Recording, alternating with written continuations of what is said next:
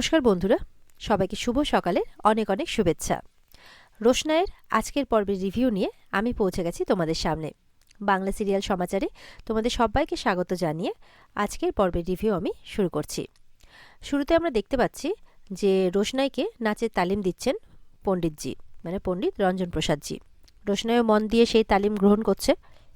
কিছুক্ষণ পর রোশনাইয়ের practice complete হলে রোশনাইকে বলছে, গুরুজি তুমি এবার একটু রেস্ট নাও, কারণ তোমার শরীরটা দুর্বল আছে।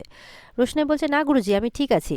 গুরুজি বলছেন, না, তোমার আরও বিশ্রামের প্রয়োজন, আর এরপরে তোমাকে প্র্যাকটিসের সময়টা কিন্তু বাড়াতে হবে। তবে যত তুমি অভ্যেস বাড়াবে, যত অভ্যেস করবে, ততই তোমার নাচটা কিন্তু নিখুঁত হবে। ওদিকে দেখা যাচ্ছে সুরঙ্গমাকে পুলিশ কিন্তু প্রশ্ন করছে যে সত্যিটা স্বীকার করুন। সুরঙ্গমা বলছে, আপনারা যতবার আমাকে প্রশ্ন করবেন একই প্রশ্ন, ততবারই আমার উত্তরটাও একই হবে যে আমি এই বিষয়ে কিছু জানি না। তারপর বলছে, রোশনাই ছিল কাজের লোক, সে আজকে এই ছেলে কালকে ওই ছেলে এরকমভাবে ঘুরে বেরিয়েছে। সেদিন শুটিংয়ে কোন ছেলের সাথে ছিল কি করে বলা যাবে? আদৌ কোনো শুটিংয়ে ছিল না, কোথায় গেছিল সেটাই বা কি করে জানি? সেটা আমার জানার কোনো কথা নয়। তখন একজন লেডি অফিসার বলছেন যে, সুরঙ্গমা, আপনি যে বলছেন রোশনাই কাজের লোক, রোশনাই তো আপনার বোনের মেয়ে হয়, কি যেন নাম তার? হ্যাঁ, সুদর্শনা। তখন বলছে, একই ফ্যামিলিতে জন্মগ্রহণ করলেই যে বোন হয়ে যায় এমনটা তো নয়, তার জন্য দায়িত্ব পালন করতে হয়। লেডি অফিসার বলছে, তা আপনিও তো কোনো দায়িত্ব পালন করেননি, সব খবরই তো আমাদের কাছে আছে। এই এমন খবরও আছে যে সুদর্শনা উনি যে আত্মহত্যা করেছিলেন তাও আপনারই জন্য করেছিলেন। তখন সুরঙ্গমা বলছে, মানে হাসছে, যে আপনারা একটাভাবে ফাঁসাতে পারছেন না তো আরেকটাভাবে ফাঁসানোর চেষ্টা করছেন। শুনুন, সব কিছুর জন্য না প্রমাণ লাগে, বুঝতে পেরেছেন? এইভাবে আপনি, ওই আরেকজন যে অফিসার ছিলেন তাকে বলছে, আপনি যে এইভাবে আমাকে অপমানজনক কথাবার্তা বলছেন, তো এর জন্য জানেন আমি আপনার বিরুদ্ধে কেস করতে পারি, আপনার এই উর্দিটা কিন্তু থাকবে না এরপরে। মানে দোষ করেছেন নিজে, আবার ভয়ও দেখাচ্ছে নিজেই, এমন ব্যাপার আর কি। পুলিশ বলছে যে আপনার কল লিস্ট দেখে এটা পরিষ্কার যে আপনি মানে রাজেশের সাথে কন্টিনিউ কথা বলেছেন। তখন বলছে যে তাতে কি হয়েছে, আমি স্বাধীন ভারতের স্বাধীন নাগরিক, যখন খুশি যার সাথে খুশি কথা বলতে পারি, তাতে কি? আর ওদিকে দেখা যাচ্ছে রোশনাইকে পণ্ডিতজি বলছেন যে তুমি কিন্তু তোমার পুরনো পরিচয়টা ছেঁড়া কাপড়ের মতো সরিয়ে রাখবে, একদম কিন্তু কারোর সামনে আসতে দেবে না, কারণ শত্রুর চারপাশে তোমার ঘুরে বেড়াচ্ছে। তখন রোশনাই বলছে, আমাকে যে এত কিছুর মুখোমুখি হতে হবে আমি তো এটা ভাবতেই পারিনি কোনোদিনও। তখন বলছে যে, আচ্ছা, ওই প্রোগ্রামে যদি আমার কোনো চেনা মানুষ আসে? তখন বলছে, তোমার মুখ তো ঢাকা থাকবে, তাই চিন্তার কোনো কারণ নেই। আর তাছাড়া তোমাকে এখন তোমার নতুন জীবন শুরু করতে হবে তোমার মতো করে। অন্ততপক্ষে আমি যতদিন তোমাকে বলবো না ততদিন পর্যন্ত তুমি নিজের পরিচয়টা সামনে আনবে না। ওদিকে দেখা যাচ্ছে রোশনাইকে পণ্ডিতজি বলছেন, আচ্ছা, তোমার মা কি কোনোদিনও নাচ করতেন না? মানে রোশনাই বলছে যে আসলে আমি কোনোদিনই মাকে নাচ করতে দেখিনি সেভাবে। খুব ছোটবেলাতে দেখতাম দরজা বন্ধ করে ঘুঙুর পরে আপন মনে নাচতো, ওইটুকুই, এর বেশি আর কোনোদিনও মাকে নাচ করতে আমি দেখিনি। তারপরে বলছে রোশনাই, আচ্ছা পণ্ডিতজি, মানে গুরুজি, আমাকে একটা কথা বলুন, সাধু বাবা তো আমাকে বললেন না, আচ্ছা আপনি বলুন না, যে আপনি তো আমার মাকে বিয়ের আগে থেকেই দেখেছেন, চিনতেন, জানতেন, তাহলে আপনি এটাও জানবেন যে আমার বাবাকে, তাহলে আপনি বলুন না যে আমার বাবাকে। তখন পণ্ডিতজি বলছেন, হ্যাঁ আমি জানি তোমার বাবাকে, কিন্তু আজকে আমি এই কথাটা তোমাকে বলতে পারবো না। এই বলে উনি ওখান থেকে উঠে চলে যান, আর রোশনাই অবাক হয়ে যায়। এদিকে লেডি অফিসার বলছে, আপনি কি জানেন যে রাজেশের বিরুদ্ধে রোশনাইকে হ্যারাস করা, এমনকি ওকে কিডন্যাপ করা, এরকম আরও অনেক অনেক কেস আছে ওর বিরুদ্ধে। তখন সুরঙ্গমাতে এমনভাবে হাত পা নাচিয়ে কথা বলছে যেন তাতে কি, মানে জাস্ট এরকম একটা মনোভাব নিয়ে কথা বলছে। বলছে, করুন, আপনারা রাজেশ কুমারের বিরুদ্ধে মানে ইনভেস্টিগেশন করুন, হয়তো কোনো প্রমাণ পেয়ে যেতে পারেন। মানে এতটা কিভাবে কেউ, যাই হোক, এরকমভাবে বলছে আর কি সুরঙ্গমা। তো সেই লেডি অফিসার বলছে যে চিন্তা করবেন না, রাজেশের ফোন ট্র্যাক করা হয়েছে, হয়তো কয়েক ঘন্টার মধ্যে ধরাও পড়ে যাবে, আমরা তাকে ধরেও ফেলবো। তখন আরেকজন অফিসার বলছে, ওসব কথা ছাড়ুন, সুরঙ্গমাকে আবারও জিজ্ঞাসা করছে, আপনাকে শেষ সুযোগ দিচ্ছি, এরপরে কিন্তু সুযোগ পাবেন না, বলে দিন যে রোশনাইকে কীভাবে মেরেছেন। সুরঙ্গমা বলছে, আমি না খুব ব্যস্ত লোক, এই শুধু শুধু আমার সময় নষ্ট করছেন, আমার ফাইনাল স্টেটমেন্ট এটাই যে আমি কোনো কিছু করিনি। এরপরে দেখা যাচ্ছে সুরঙ্গমার লয়ার এসেছে। লয়ার বলছে, আমি ম্যাজিস্ট্রেটকে কেসটা সাবমিট করেছি, আপনারা আমার ক্লায়েন্টকে হ্যারাস করতে পারেন না। অফিসার বলছে, আপনার কাছ থেকে এখন আইন শিখতে হবে নাকি? বলে, এটা আমি না, ম্যাজিস্ট্রেট বলছে। সুরঙ্গমার মুখে কি হাসি, মানে এমন করে হাসছে অফিসারের দিকে তাকিয়ে যেন, নাও এবার করো আমার বিরুদ্ধে, কি হলো এবার, ছাড়তে তো আমাকে হবেই, মানে এরকম একটা আবভাব আর কি তার মুখের মধ্যে। আমরা ওনার বেল পিটিশন মুভ করেছি, আর ম্যাজিস্ট্রেট তখনই ওনাকে প্রডিউস করতে বলেছেন, আপনারা ওনাকে কোর্টে নিয়ে যাবেন না। এই লয়ারও একই, সুরঙ্গমার মতোই। সবাই দেমাগ দিয়ে কথা বলছে। মনে হচ্ছে পুলিশকে এখন বাধ্য হয়ে সুরঙ্গমাকে ছাড়তেই হবে। আর ওদিকে রোশনাই প্রশ্ন করছে পণ্ডিতজিকে, কেন কেন বলতে পারবেন না আপনি? রোশনাই বলছে, বেশ, আপনি না বললে কিন্তু আমিও নাচব না। আমি সারা জীবন এই প্রশ্নটার জন্য, এই প্রশ্নের উত্তরের জন্য অপেক্ষা করেছি। বলছে, আমি জানতে চাই যে আমার বাবা এরকমটা কেন করেছিলেন, কেন আমাদেরকে রাস্তায় ফেলে দিয়েছিলেন, কেন আমার মাকে পরিত্যাগ করেছিলেন, আমার মার সাথে এরকম করেছিলেন, আমার মা যার জন্য সারাটা জীবন নষ্ট করে দিয়েছে, সারাটা জীবন কষ্ট পেয়েছে আমার মা। এরপরে হাত জোর করে গুরুজির কাছে রিকোয়েস্ট করছে। পণ্ডিতজি বলছেন, ধরো তুমি তোমার বাবার পরিচয় পেলে, তারপর?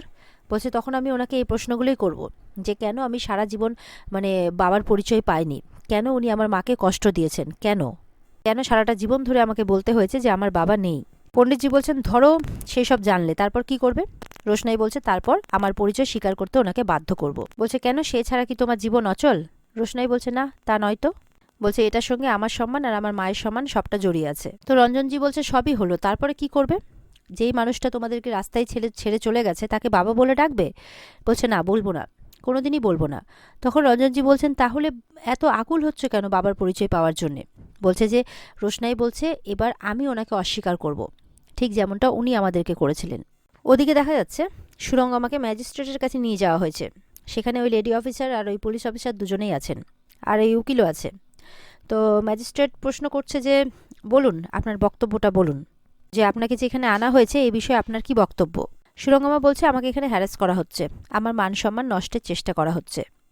তারপর ম্যাজিস্ট্রেট রোশনাইয়ের ছবিটা দেয় সুরঙ্গমাকে, বলছে, এই মেয়েটিকে আপনি চেনেন? বলছে, হ্যাঁ, এই মেয়েটি আর তার মা কাজের লোক। ফার্স্টে আমাদের বাড়িতে ছিলেন, তারপরে আরণ্যকদের বাড়িতে, মানে আমার জামাইয়ের বাড়িতে কাজের লোক হিসেবে কাজ করতো আর কি এই মেয়েটি। তখন বলছে যে, আমরা তো জানি যে এই মেয়েটি আপনার বোনের মেয়ে। তখন বলছে যে, মানে কিছুক্ষণের জন্য সুরঙ্গমা চুপ। তারপরে বলছে, হ্যাঁ, আসলে খুব দুঃসম্পর্কের বোনের মেয়ে।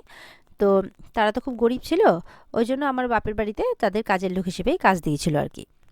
এরপরে রোশনাই বলছে, আচ্ছা, আমার মায়ের সঙ্গে নাকি ওনার বিয়েও হয়েছিল? বলছে, হ্যাঁ, হয়েছিল। বলছে, আপনি তো সবটা জানেন, তাহলে বলুন না যে কে উনি। মানুষটা কি কোনো শিল্পী, কোনো ডান্সার? তা বলছে, এটা হতে পারে না, একজন শিল্পী মানুষ কখনোই এরকমটা করতে পারেন না। পণ্ডিতজি বলছেন যে সারা পৃথিবী হয়তো ওনাকে দোষ দেবে, খারাপ বলবে, কিন্তু আমি সেটা বলতে পারবো না। তখন রোশনাই বলছে, কেন? বলছে, হয়তো আমারই কোনো দুর্বলতা আছে। রোশনাই বলছে, হ্যাঁ, ঠিক তো, আপনাকে তো আর সহ্য করতে হয়নি, আমাদেরকে সহ্য করতে হয়েছে। আমার মা কত তীব্র যন্ত্রণার মধ্যে দিয়ে এই সংসার ছেড়ে গেছেন, এই সত্যিটা জানার জন্য সারা জীবন আমি মাথা খুঁড়ে মরেছি, অথচ আজ দেখুন, এই সত্যিটা যেই মানুষটা জানে সেই মানুষটা আমার সামনে দাঁড়িয়ে আছে, কিন্তু আমাকে বলছে না। রোশনাই বলছে, আচ্ছা, মানুষটা বেঁচে আছেন তো? তখন উনি বলছেন, হ্যাঁ, বেঁচে আছেন বলেই তো জানি। শোনো, নাচ হচ্ছে একটা সাধনা, আর জীবনের অন্য কোনো ঘটনার সাথে তাকে তুমি গুলিয়ে ফেলো না। ভেতরে একটা যন্ত্রণা না থাকলে সেটা সম্পূর্ণ হয় না, তোমার মধ্যে সেটা আছে বলেই তুমি এতটা নিখুঁত। আর ওদিকে দেখা যাচ্ছে ম্যাজিস্ট্রেট এবার প্রশ্ন করছে, মেয়েটি কিভাবে মারা গেল? লয়ার অবাক। সুরঙ্গমা বলছে, আমি বলতে পারবো না স্যার। তখন ম্যাজিস্ট্রেট লয়ারকে বলছে, ঠিক আছে, আপনি বলুন যে ওনার বেলটা আমরা কেন, কিসের ভিত্তিতে করাবো? লয়ার বলছে, কেসটা পুরো সাজানো। ম্যাজিস্ট্রেট বলছে, কীরকম? বলছে, যেই কেসে ওনাকে ফাঁসানো হয়েছে তার তো বডি এখনো পাওয়াই যায়নি। এই ব্যাপারে পুলিশ যদি আমার ক্লায়েন্টকে মানে কাস্টাডিতে নিতে চায় তাহলে বিশ্বাসযোগ্য প্রমাণ দিক। ম্যাজিস্ট্রেট বলছেন, এই ছবিটা কি যথেষ্ট প্রমাণ নয়?